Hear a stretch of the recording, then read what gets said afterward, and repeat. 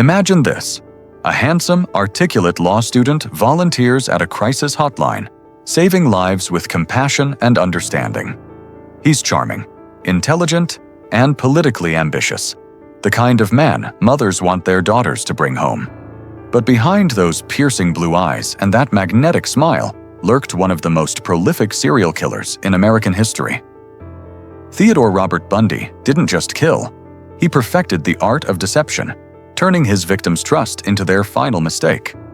This is the story of how a man who seemed destined for greatness became synonymous with unimaginable evil.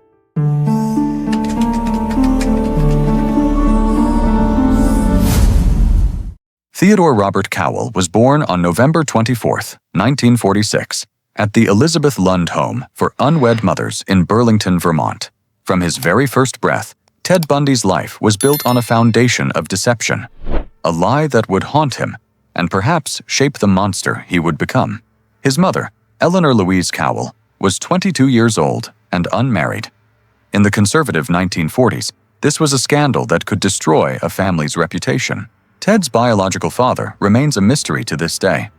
Eleanor claimed he was a sailor named Jack Worthington, but others in the family suspected the father might have been Eleanor's own father, making Ted the product of incest. This dark speculation was never proven, but it added another layer of shame and secrecy to Ted's origins. To avoid the stigma of illegitimacy, Ted's grandparents, Samuel and Eleanor Cowell, made a decision that would profoundly impact the boy's psychological development.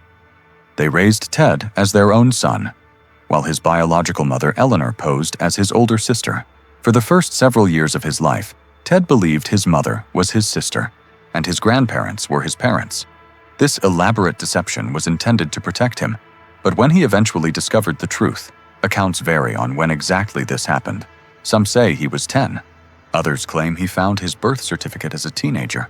It shattered his sense of identity and trust. Ted's early childhood in Philadelphia was marked by instability and secrecy. His grandfather, Samuel Cowell, was described as a strict and volatile man with deeply prejudiced views.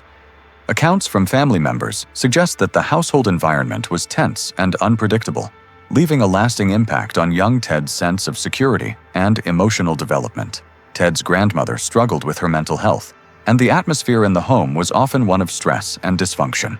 This combination of emotional turmoil, secrecy, and inconsistent discipline created a difficult environment for a child to grow up in. Even in early childhood, there were moments that hinted at Ted's growing fascination with control and power. One oft-repeated family story involves a troubling prank he played on his aunt when he was just 3 years old, an incident that, while dismissed at the time, was later viewed by some relatives as an early sign of deeper emotional disturbance. In 1951, when Ted was 4 years old, his mother Eleanor took him and left Philadelphia for Tacoma, Washington, to live with relatives and start fresh. This move was an attempt to escape the toxic environment of the Cowell household and the shame of her past. In Tacoma, Eleanor met Johnny Culpepper Bundy, a hospital cook and military veteran. They married in 1951, and Johnny adopted Ted, giving him the surname that would become infamous, Bundy. The Bundys went on to have 4 more children together, and by all outward appearances, they seemed like a normal, loving family. Johnny Bundy was, by most accounts, a decent man who tried to be a good father to Ted. He took the boy camping, fishing, and tried to involve him in typical father-son activities. But Ted remained distant and aloof, never truly bonding with his stepfather. He later claimed that Johnny was not bright enough for him, and that he felt superior to the man who tried to show him love. Despite the new family structure, Ted struggled with feelings of inadequacy and shame about his origins. He was acutely aware of the family's lower middle-class status and deeply resented it. Ted became obsessed with appearing successful and sophisticated, developing what would become a lifelong pattern of creating a false persona to hide what he perceived as his shameful reality. In school, Ted was intelligent but socially awkward. He performed well academically, but struggled to connect with his peers. Classmates would later describe him as a loner who seemed to be on the periphery of social groups, watching but never quite belonging. He was shy around girls and deeply envious of his more popular athletic classmates who seemed to navigate social situations with ease. To cope with his feelings of inadequacy, Ted began to construct a carefully crafted public persona. He learned to mimic confidence and charm, studying how popular people spoke and carried themselves, then adopting those behaviors as his own. This mask-wearing would become second nature to him, so much so that even those closest to him would never truly know the real Ted Bundy. During his teenage years, Ted also began engaging in petty criminal behavior. He became a skilled shoplifter and petty thief, stealing expensive items not because he needed them, but because possessing them made him feel like he was part of the privileged class he so desperately wanted to belong to. He was arrested twice as a juvenile for burglary and auto theft, but these incidents were handled quietly and didn't result in serious consequences, a pattern of escaping accountability that would repeat itself throughout his life. Despite his troubled interior life, Ted's public trajectory seemed promising. He graduated from Woodrow Wilson High School in 1965 and enrolled at the University of Puget Sound before transferring to the University of Washington in 1966 to study Chinese. It was during this period that Ted's carefully constructed persona really began to flourish. At the University of Washington, Ted transformed himself. The awkward teenager became a seemingly confident young man. He was well-groomed, articulate, and projected an air of sophistication. He became involved in politics, working on various Republican campaigns, and developing a reputation as an ambitious young man with a bright future.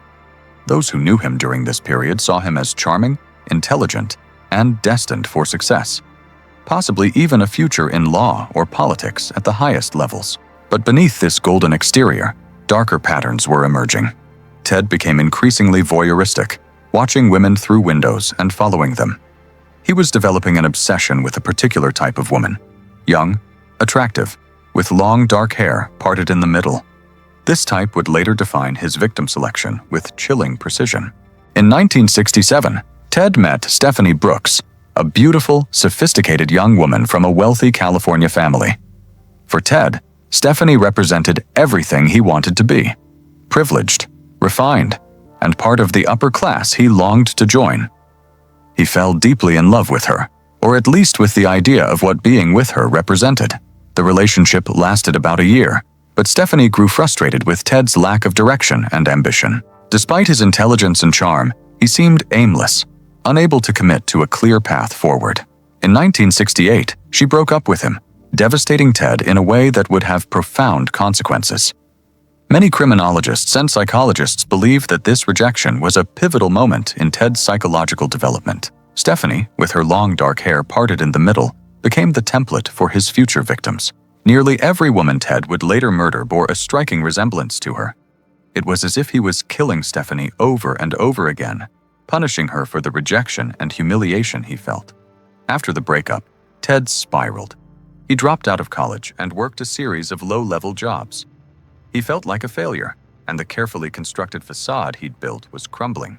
This period of his life remains somewhat mysterious, but it's during this time that many experts believe his violent fantasies began to coalesce into concrete plans. By 1969, Ted had refocused himself. He rekindled a romance with Elizabeth Klopfer, who later wrote under the pseudonym Liz Kendall, a divorced single mother who would become his long-term girlfriend.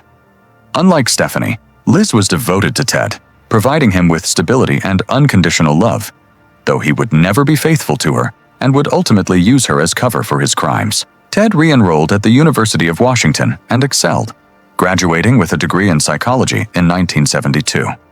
He was involved in crisis hotline work, ironically saving lives even as he was beginning to take them. Former co-workers at the Seattle Crisis Clinic would later express shock at Ted's arrest, remembering him as compassionate, understanding, and excellent at talking people through their darkest moments. He was also politically active, working on various Republican campaigns, including for Governor Daniel J. Evans and Nelson Rockefeller. Ted seemed to be building the kind of life he'd always dreamed of: respected, connected, and on a path to success. In a move that shocked Stephanie Brooks, Ted even re-established contact with her in 1973, presenting himself as the successful, ambitious man she'd always wanted him to be. He was now enrolled in law school at the University of Puget Sound, though he would later transfer to the University of Utah College of Law. Politically connected and seemingly destined for great things, they rekindled their romance, and Stephanie fell for the new Ted, the Ted who seemed to have it all together. But this time, Ted was in control. In early 1974, after Stephanie had fallen in love with him again and was even considering marriage, Ted suddenly and coldly dumped her, refusing to return her calls or explain his behavior. This was his revenge, making her feel the rejection and confusion he'd felt years earlier. When she finally reached him and asked why, he simply said, "I have no idea what you're talking about," and hung up on her. This act of calculated emotional cruelty would be one of the last purely psychological games Ted would play. By the time he exacted his revenge on Stephanie Brooks, he had already begun his physical reign of terror. By early 1974, Ted Bundy had moved from fantasy to reality, and young women across the Pacific Northwest were disappearing without a trace.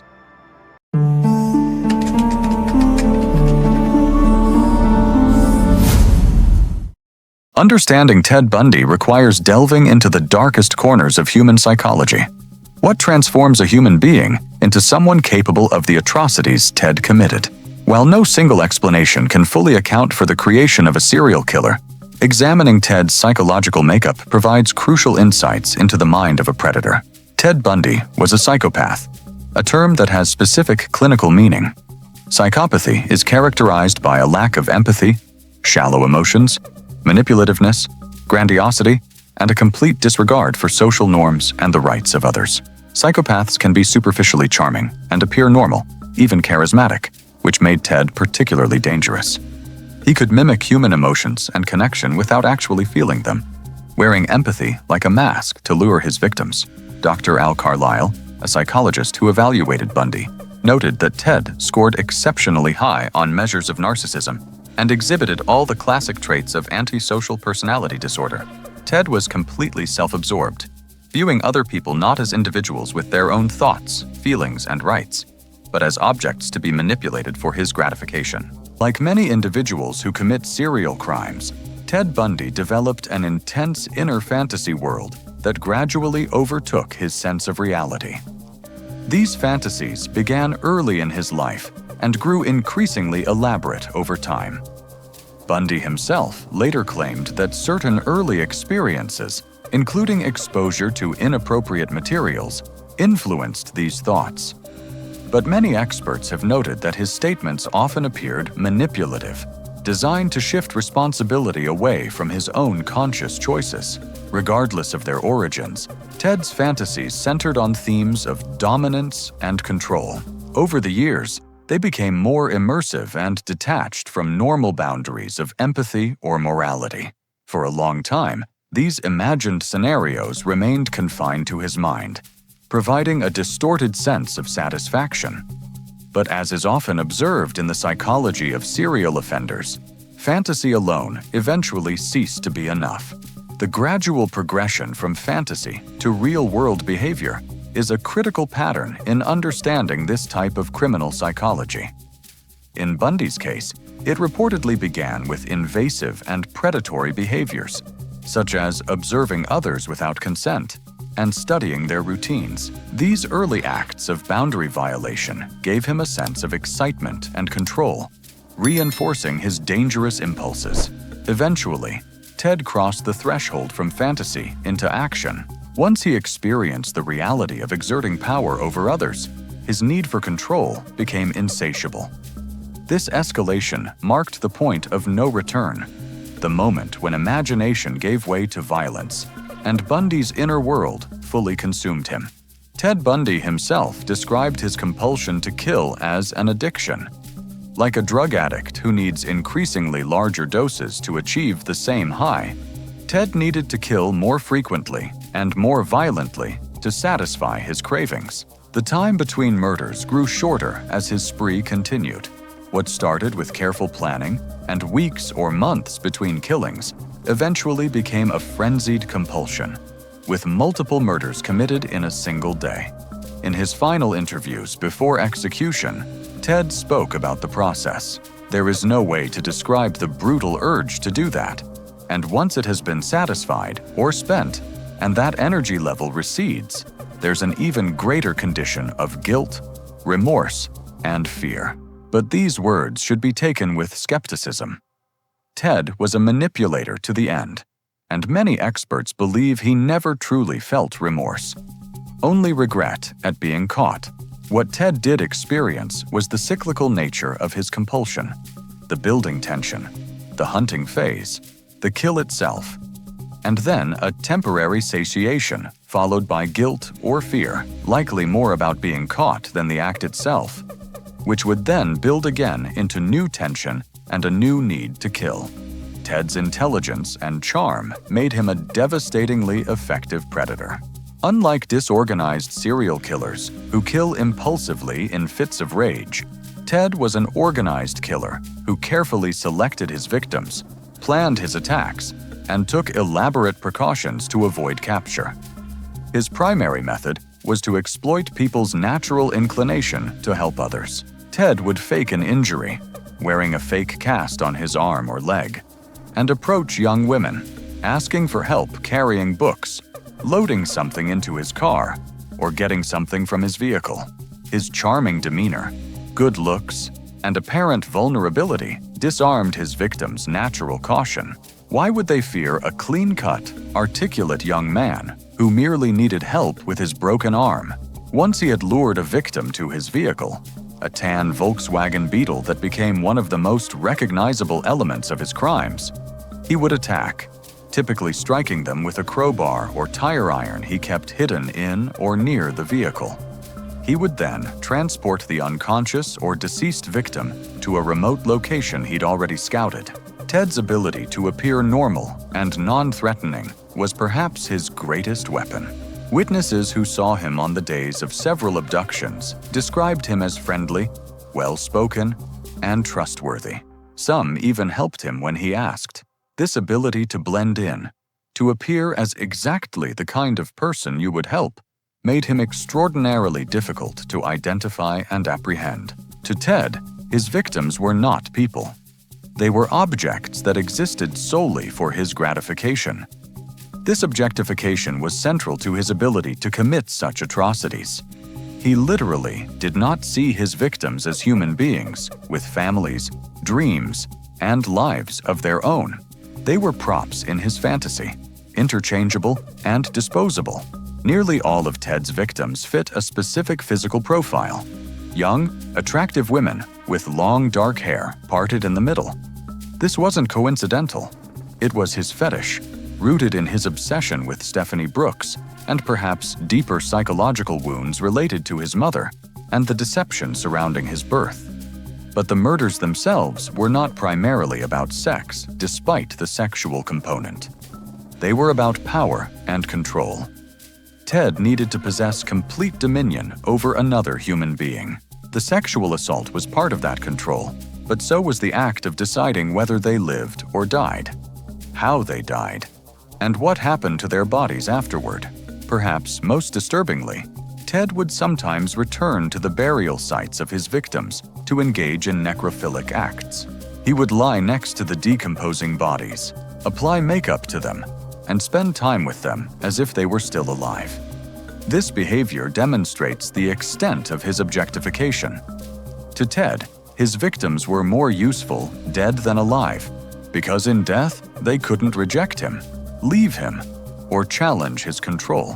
One of the most chilling aspects of Ted Bundy was his ability to compartmentalize. He maintained a seemingly normal life, even at the height of his killing spree. He had a girlfriend who loved him, friends who trusted him, and professional connections who respected him. He attended law school, worked at a rape crisis center, and was involved in politics. How did he reconcile these dualities? The answer lies in his psychopathy.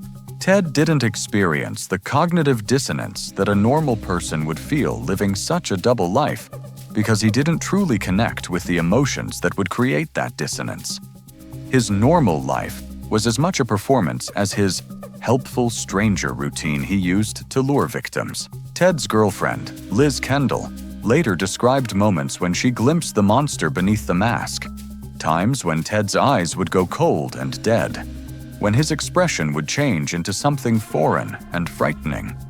But these moments were fleeting, and Ted was skilled at explaining them away, gaslighting her into doubting what she'd seen. This ability to maintain a facade while living a secret life of violence is characteristic of organized serial killers. They are actors playing a role, and they play it well enough that those closest to them often describe being blindsided when the truth emerges. The person they knew, or thought they knew, didn't exist. It was always a carefully constructed lie. Ted's high intelligence was both a gift and a curse for him. On one hand, it allowed him to evade capture far longer than he might have otherwise.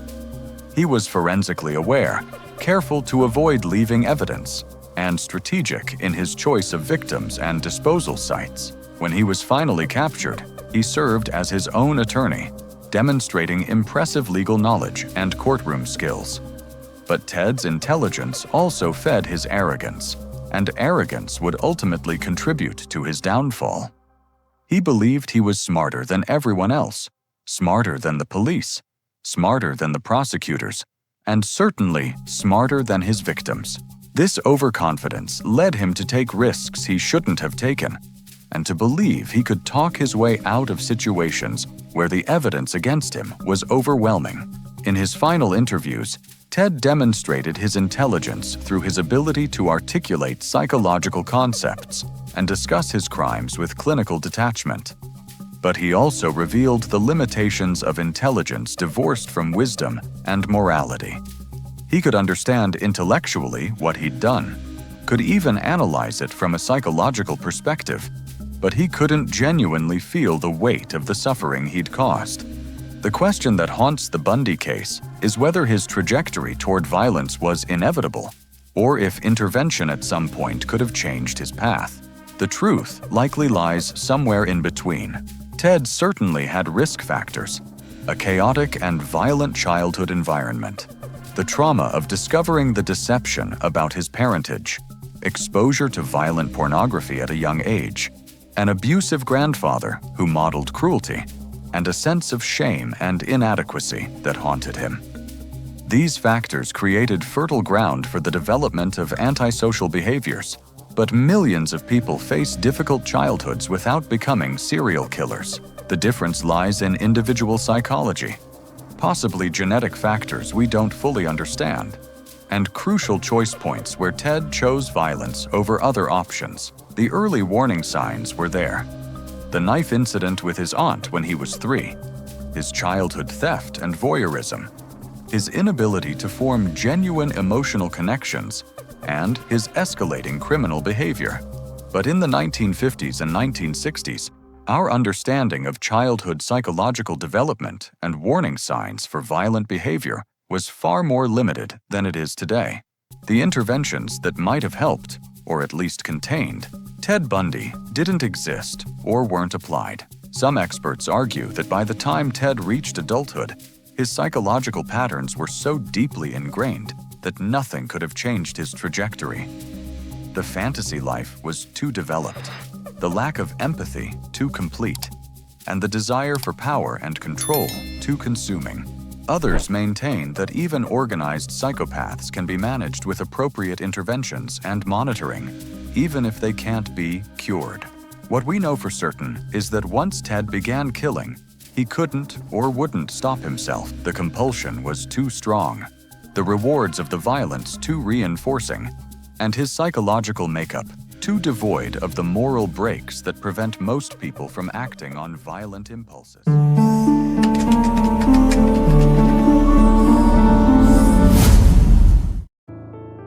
Exact date of Ted Bundy's first murder remains uncertain, but most experts believe he began killing in early 1974, though some evidence suggests his first murder may have occurred as early as 1973.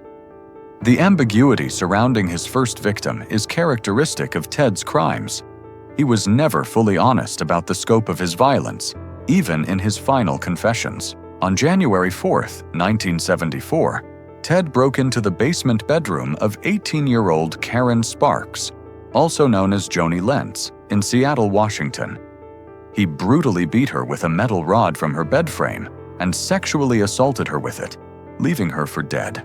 Miraculously, Karen survived.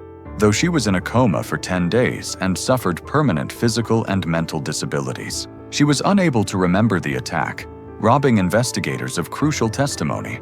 This attack marked a significant escalation from Ted's previous voyeuristic crimes. It demonstrated the explosive violence he was capable of and showed that his carefully constructed facade had completely shattered in private. The public Ted Bundy, charming law student and crisis counselor, was a complete fiction. The real Ted was something monstrous: Linda Ann Healy, the first confirmed murder. On February 1st, 1974, 21-year-old Linda Ann Healy, a University of Washington student, disappeared from her basement apartment. Her roommates reported her missing when she didn't show up for work or respond to calls. When police investigated, they found her bed carefully made with the bedclothes pulled up. But there were bloodstains on the pillow, and her nightgown was missing. Her clothes were neatly hung in her closet, and there was no sign of forced entry or struggle. This crime scene was Ted's signature: neat, controlled, and carefully staged. He had broken in during the night, rendered Linda unconscious, likely with a blow to the head, dressed her in clothes from her closet, and carried her out to his Volkswagen Beetle, all without waking her roommates. It demonstrated meticulous planning and chilling boldness. Linda would never be seen alive again. Her skull, along with those of several other victims, would be found months later on Taylor Mountain, a remote area about 20 miles east of Seattle. The discovery would reveal the horrifying scope of Ted's predation. The Lake Sammamish abductions. Ted gets sloppy.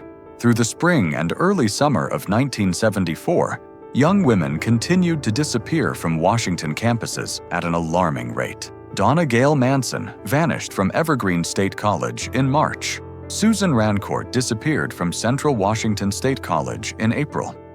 Kathy Parks went missing from Oregon State University in May. Brenda Ball vanished from a tavern in June. Jorgan Hawkins, a University of Washington student, disappeared in June while walking from her boyfriend's residence to her own, a distance of only 90 feet along a well-lit, populated alley. But it was the Lake Sammamish abductions that would provide police with their first real break and offer the public their first glimpse of the killer. On July 14, 1974, at Lake Sammamish State Park, a crowded beach area near Seattle, multiple witnesses observed a handsome young man with his arm in a sling approaching young women. He was polite, clean-cut, and introduced himself as Ted. He asked women to help him load a sailboat onto his car. Most declined, their intuition warning them despite his non-threatening appearance. But 23-year-old Janice Ann Ott agreed to help. She was last seen walking away with him toward the parking lot. She would never be seen alive again. That same afternoon, Ted returned to the beach and approached 19-year-old Denise Naslund. Using the same ruse, she too disappeared. This time, Ted had been sloppy. Multiple witnesses had seen him, talked to him, and remembered details. His car, a tan or light brown Volkswagen Beetle, his appearance, and most importantly, his name. When police released composite sketches based on witness descriptions and publicized that the suspect went by Ted and drove a VW Beetle, several people who knew Ted Bundy, including his girlfriend Liz Kendall and a former co-worker, called in tips identifying him as a possible suspect. But Ted was a master manipulator, and he was skilled at explaining away inconsistencies. He also had allies in positions of authority who found it difficult to believe that such a bright, promising young man would be involved in something so heinous. The tips were noted, but not aggressively pursued. A failure that would cost more lives. The Utah murders. A new hunting ground. In late August 1974, Ted Bundy relocated to Salt Lake City to attend the University of Utah College of Law. Almost immediately, the disappearances that had plagued Washington state came to an abrupt halt. Soon, however, similar reports began to surface in Utah, Idaho, and Colorado, suggesting that the crimes had simply moved with him. Bundy's behavioral pattern continued, but now stretched across multiple states, making it far more difficult for investigators to connect the cases. In October 1974, several young women in the Salt Lake area vanished within weeks of one another, prompting widespread fear and confusion in the community. One woman, Carol Duranch, narrowly escaped an attempted abduction on November 8, 1974. Posing as a police officer, Bundy tried to lure her into his car under false pretenses. Carol grew suspicious, resisted, and managed to flee after a brief struggle. Her quick thinking and detailed description of her assailant and vehicle would later prove vital to the investigation. That same evening, another young woman, Debbie Kent, went missing after attending a high school event in nearby Bountiful, Utah. Despite extensive searches, she was never located. Bundy's crimes continued into 1975, spreading into neighboring states. Victims were reported missing in Colorado and Idaho, including college students and young girls. The regional scope of the disappearances, coupled with Bundy's mobility and charm, allowed him to evade capture for some time. On August 16, 1975, Ted was pulled over by Utah Highway Patrol Officer Bob Hayward in Granger, Utah, a Salt Lake City suburb, for failing to stop for a police officer. When Hayward searched Ted's VW Beetle, he found suspicious items: handcuffs, a ski mask, rope, a crowbar, an ice pick, trash bags, and other items that could be used in an abduction. Ted claimed these were innocent items. He found the handcuffs in a dumpster, the crowbar was for his job, and so on. He was arrested for possession of burglary tools, but quickly posted bail. This arrest should have been the end of Ted Bundy's reign of terror, but it wasn't. While investigators began to piece together evidence connecting Ted to various disappearances and murders, he remained free on bail. In March 1976, he was convicted of aggravated kidnapping in the Carol Duranch case and sentenced to 1 to 15 years in prison. But even this didn't stop him. While incarcerated in Utah, Ted was charged with the murder of Karen Campbell in Colorado. In April 1977, he was extradited to Aspen to stand trial. Ted was allowed to act as his own attorney, and during a court recess, he was granted permission to use the courthouse law library. During one of these visits, he jumped from a second-story window and escaped into the mountains. His freedom was brief, just 8 days, before he was recaptured, tired, hungry, and driving a stolen car. But this escape demonstrated Ted's audacity and his unwillingness to accept his fate. It also revealed how much he was underestimated. Authorities had given him too much freedom, assuming that his education and demeanor meant he wouldn't attempt something so brazen. Ted was transferred to a jail in Glenwood Springs, Colorado, considered more secure. But Ted was determined. He starved himself to lose weight, acquired a hacksaw blade, and over the course of several months, cut through a weak spot in the ceiling of his cell.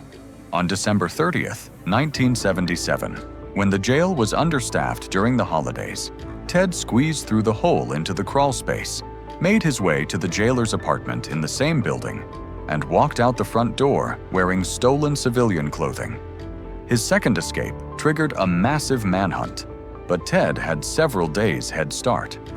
He made his way to Chicago and then to Florida, arriving in Tallahassee on January 8, 1978. For a brief period, Ted had escaped justice entirely, but he was also at his most dangerous, spiraling out of control. In the early morning hours of January 15, 1978, less than a week after arriving in Tallahassee, Ted broke into the Chi Omega sorority house at Florida State University. What followed was one of the most brutal and frenzied attacks in the history of American crime. In approximately 15 minutes, Ted attacked 4 women in their beds.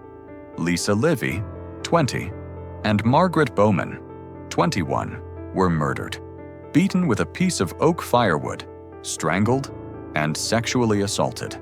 Margaret was strangled so violently that she was nearly decapitated.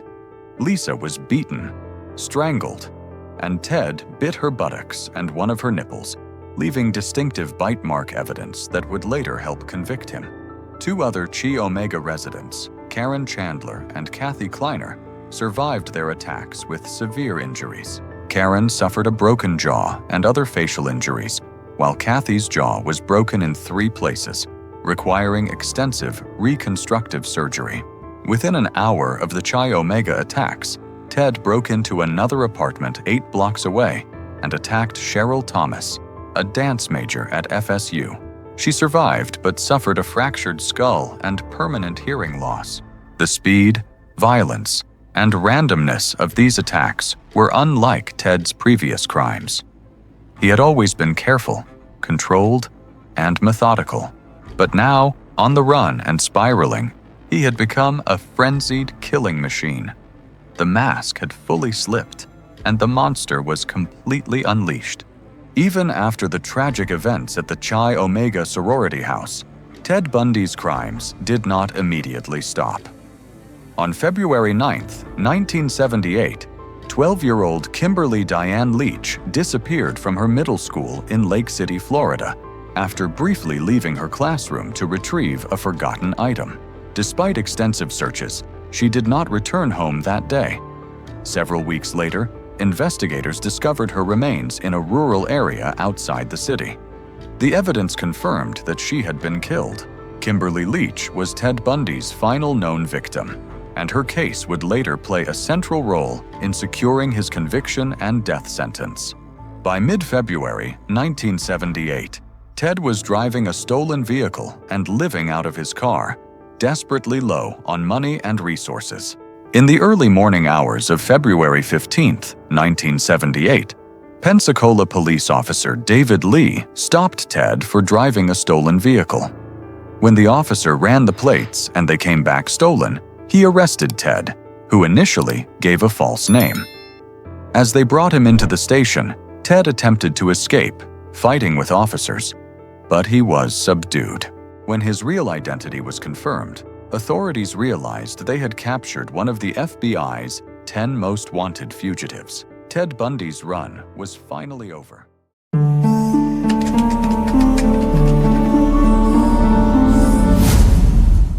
Ted Bundy faced multiple murder charges in Florida. 2 counts of first-degree murder for Lisa Levy and Margaret Bowman, 3 counts of attempted murder for the Chi Omega survivors and Cheryl Thomas, and separate charges for the kidnapping and murder of Kimberly Leach. True to form, Ted insisted on representing himself, though he was assisted by court-appointed legal advisors.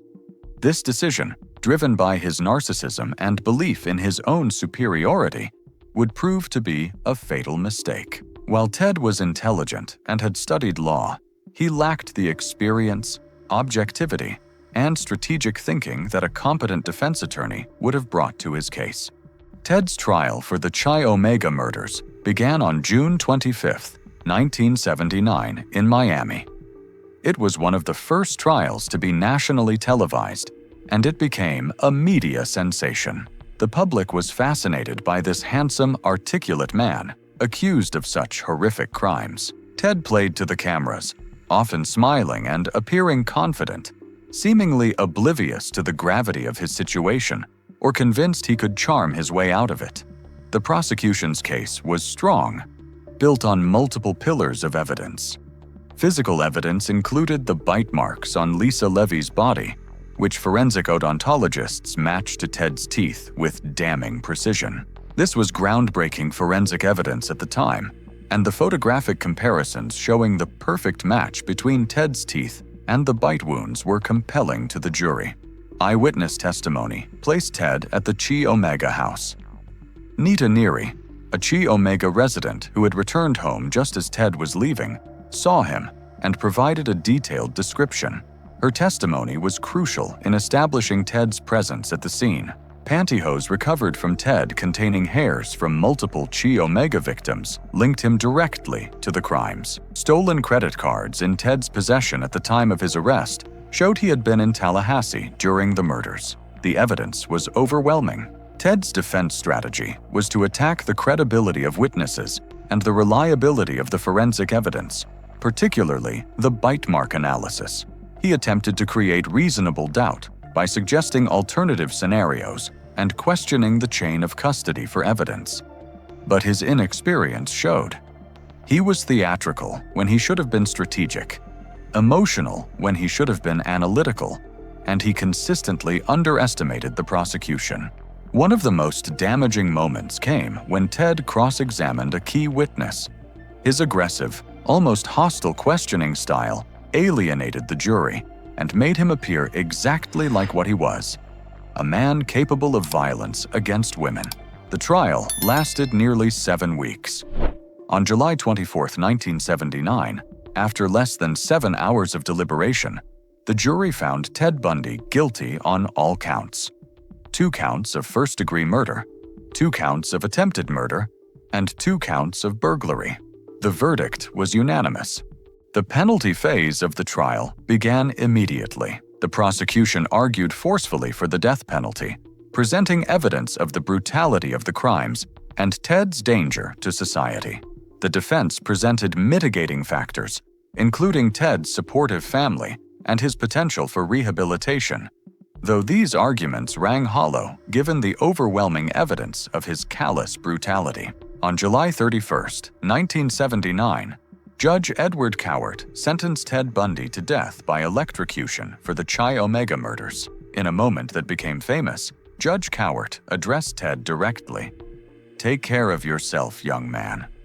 I say that to you sincerely. Take care of yourself, please.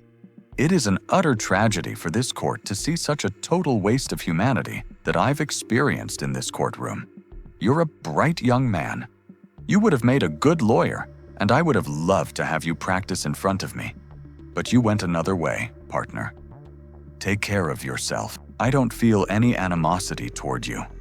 I want you to know that. Once again, take care of yourself." These words, spoken with what seemed like genuine sadness, captured the tragic waste that Ted Bundy represented. A man with intelligence, charm, and potential who chose to become a monster. But the judge's sympathy was wasted on Ted, who never truly comprehended the enormity of what he'd done. In January 1980, Ted Bundy went on trial in Orlando, Florida, for the abduction and murder of 12-year-old Kimberly Leach. This case presented an even greater challenge for Bundy than his earlier trials. The age of the victim and the strength of the evidence left little room for doubt in the minds of the public or the jury. Prosecutors presented multiple forms of evidence linking Bundy to the crime, including eyewitness testimony, placing him with a young girl near the time of the disappearance, and forensic findings that connected materials from his belongings to those discovered at the scene. Unlike in his earlier trials, Bundy allowed his defense team to take a more active role, though the outcome was largely inevitable. On February 7, 1980, he was found guilty of kidnapping and first-degree murder. 3 days later, he was sentenced to death once again. By this point, Ted Bundy faced 2 death sentences, and his long evasion of justice was nearing its end. Ted was transferred to Florida State Prison at Rayford, where he would spend the next 9 years on death row. This period of his life was characterized by endless appeals, interviews, and a desperate attempt to delay his execution by any means necessary. Ted used his legal knowledge to file appeal after appeal, challenging every aspect of his trial, conviction, and sentencing. He argued ineffective assistance of counsel, ironic, given that he'd insisted on representing himself, improper jury selection, prejudicial media coverage, and numerous other grounds. Each appeal bought him more time, and Ted clung to life with the same desperation his victims must have felt in their final moments. During this period, Ted married Carol Ann Boone, a former co-worker from Washington who had moved to Florida to be near him. Carol was one of Ted's most devoted supporters, maintaining his innocence despite overwhelming evidence. In a bizarre twist, she became pregnant and gave birth to a daughter in 1982, conceived during conjugal visits that technically weren't allowed, but that Ted had managed to arrange through manipulation and bribery. The existence of this child added another tragic dimension to Ted's story. A child born to a man who had murdered dozens of daughters, sisters, and mothers.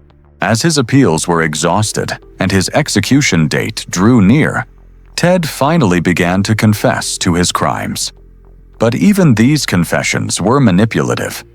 Ted used them as bargaining chips, offering to provide details about unsolved murders in exchange for more time. He wanted investigators and prosecutors to believe he could help bring closure to families of missing women, but only if he was allowed to live longer. In the final years of his life, Ted granted extensive interviews to investigators, journalists, and psychologists. He confessed to 30 murders across 7 states between 1974 and 1978, though many experts believe the actual number was much higher, possibly well over 100 victims. Ted admitted to decapitating at least 12 victims and keeping their severed heads in his apartment as trophies. He described returning to dump sites to engage in sexual acts with decomposing bodies. The details he provided were horrific, and they confirmed the worst suspicions about the scope and nature of his crimes. But even in confession, Ted was never fully honest. He spoke about himself in the third person, describing the killer rather than saying I. He blamed pornography, alcohol, and his childhood rather than accepting full responsibility for his choices. He presented himself as a victim of his own compulsions, worthy of sympathy and understanding. Dr. James Dobson, a Christian evangelist, interviewed Ted the night before his execution. In this interview, Ted claimed that pornography had corrupted him and led him down a path to violence. While this interview has been controversial, critics argue Ted was manipulating even in his final hours, telling a religious figure what he wanted to hear. It revealed Ted's pattern of deflection and his inability to simply accept accountability. While Ted fought for his life through the legal system, the families of his victims lived with unimaginable pain. For many, the years of trials and appeals were a fresh hell, forcing them to relive their loved ones' deaths over and over again in courtrooms and media coverage. Some families never got answers. Young women who disappeared during Ted's active years remain missing, their families trapped in a terrible limbo of not knowing. Did Ted kill their daughters, sisters, wives? Where are their bodies? These questions haunt them still. Eleanor Rose, mother of victim Denise Naslund, said, "I would like to know where he put Denise. I would like her to have a decent burial."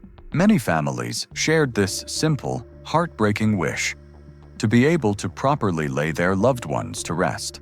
Others found some measure of closure in Ted's execution, though they acknowledged that his death could never restore what was taken from them.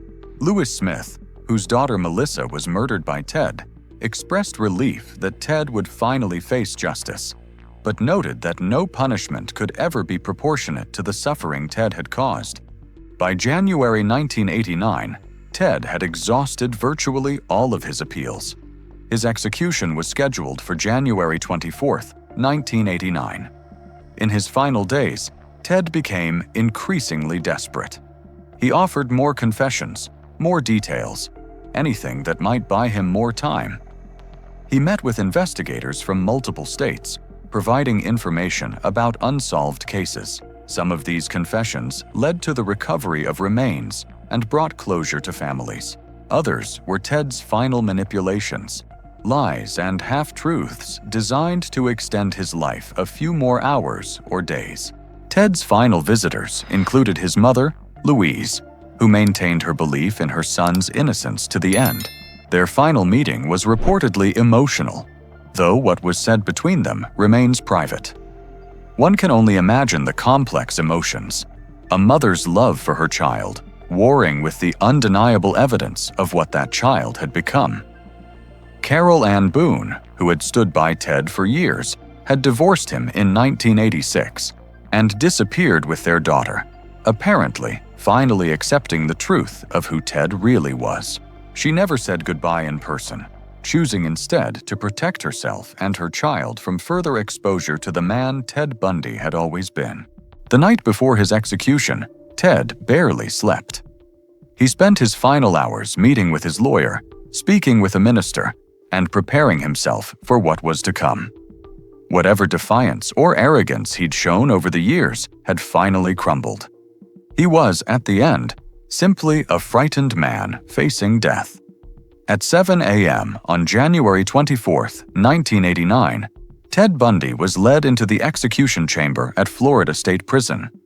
Outside, a crowd of over 200 people had gathered, many holding signs that read, "Burn, Bundy, burn," and cheering as the hour of execution approached.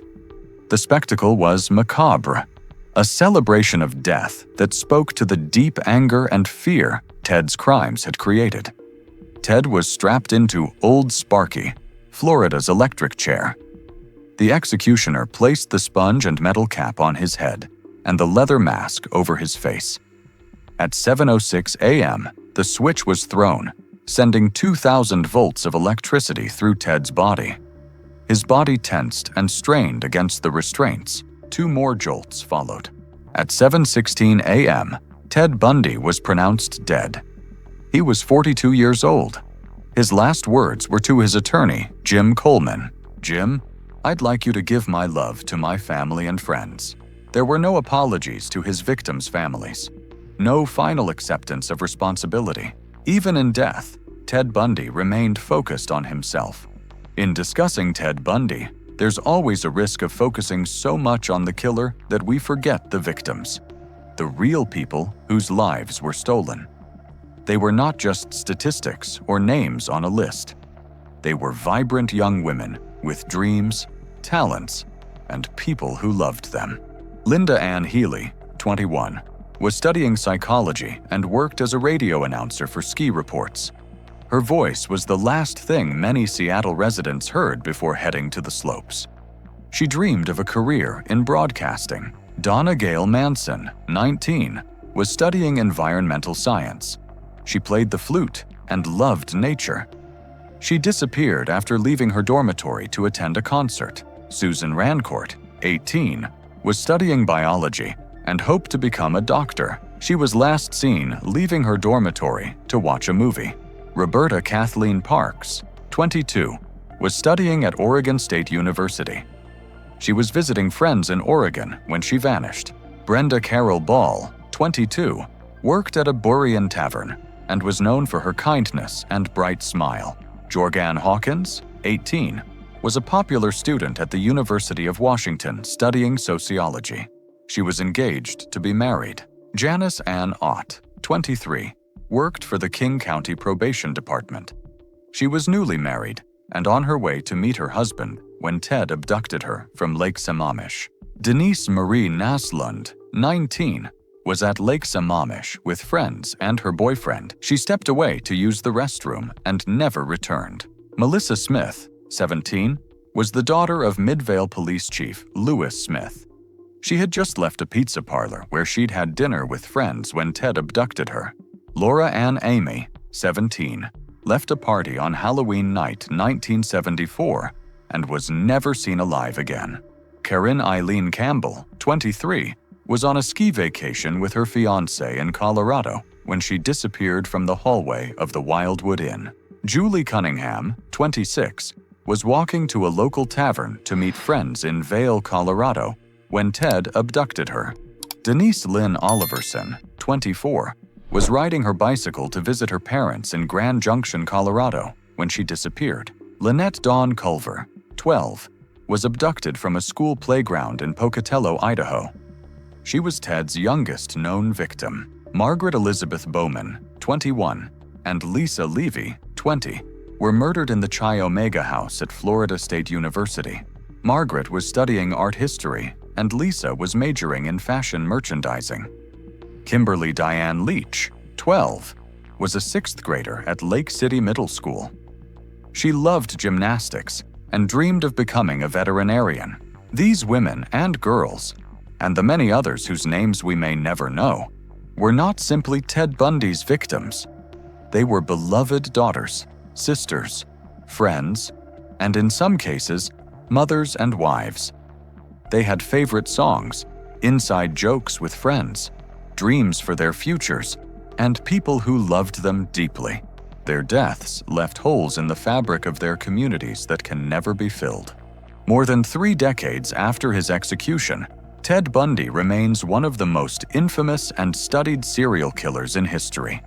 His name has become synonymous with the deception and danger that can lurk beneath a charming exterior. But as we remember Ted Bundy, we must resist the temptation to focus solely on the killer and his crimes. The true legacy of the Ted Bundy case should be the lives that were lost. The bright, beautiful young women with limitless potential who were stolen from their families and communities. It should be the survivors who found the courage to come forward and testify. It should be the families who turned their grief into advocacy and pushed for changes that would help other victims. It should be the investigators who never gave up the pursuit of justice despite overwhelming obstacles. Ted Bundy was not a genius. He was not particularly special or unique. He was a deeply damaged man who chose, again and again, to inflict suffering on innocent people. His intelligence and charm were tools he used to facilitate his crimes, but they don't make him worthy of admiration or fascination. What makes Ted Bundy important is not who he was, but what his case taught us about the nature of evil, the importance of vigilance, the necessity of believing and protecting potential victims, and the courage required to pursue justice. If there is any lesson to be drawn from the horror of Ted Bundy's crimes, it is this: evil exists. It can be charming and intelligent and superficially normal, but it can be stopped. Justice, though sometimes slow and imperfect, can prevail. And the memory of those who were lost should inspire us to create a society where such predators are identified earlier, stopped sooner, and where their victims are always remembered not as mere casualties, but as the unique, valuable human beings they were. The women and girls murdered by Ted Bundy didn't die for a reason or to teach society a lesson. They died because a monster chose to kill them. But we can choose to honor their memory by learning from their deaths, by fighting for better systems of protection and justice, and by never forgetting that behind every headline about a serial killer are real people. Victims whose lives mattered, whose loss continues to reverberate, and whose memory deserves more attention than the man who killed them. Ted Bundy is dead. His victims should live forever in our memories, their lives celebrated, their loss mourned, and their legacy a reminder that every life has value and that justice, however delayed, is always worth pursuing. Subscribe for more deep dives on serial killers' true stories. You've just watched Downfall, Inside the Criminal Mind. And coming next, John Wayne Gacy, the Killer Clown.